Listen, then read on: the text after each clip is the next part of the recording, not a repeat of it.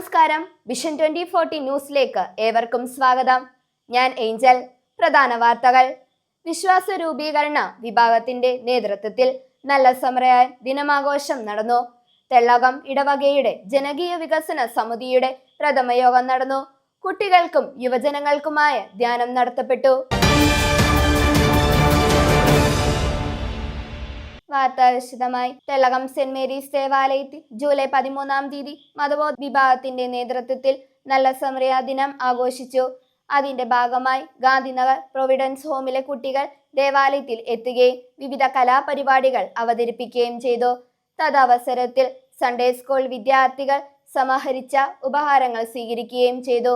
ജനകീയ വികസന സമിതിയുടെ പ്രഥമ യോഗം നടന്നു. ഇടവകയിൽ പ്രവർത്തിക്കുന്ന ജനകീയ വികസന സമിതിയുടെ പ്രഥമ യോഗം ഇടവക വികാരി ഫാദർ ചാക്കോ പുത്തൻപുരയ്ക്കലിന്റെ അധ്യക്ഷതയിൽ ചേർന്നു. യോഗത്തിൽ പുതിയ ഭാരവാഹികളെ തിരഞ്ഞെടുത്തു.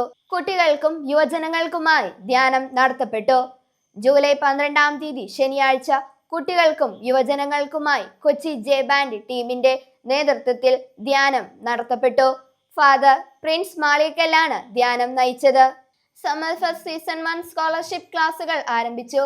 തെള്ളകം ഇടവകയുടെ സമഗ്ര വികസന പദ്ധതിയായ വിഷൻ 2040യുടെ പരിശീലന ക്ലാസുകളിൽ നിന്നും സ്കോളർഷിപ്പ് നേടി ഉപരിപഠനത്തിന് അർഹരായ 40 പ്രതിഭകൾക്ക് കാരിത്താസ് ക്രിസ്റ്റോൺ മീഡിയയിൽ ജൂലൈ 4-ന് തുടർ പഠന ക്ലാസുകൾ ആരംഭിച്ചു.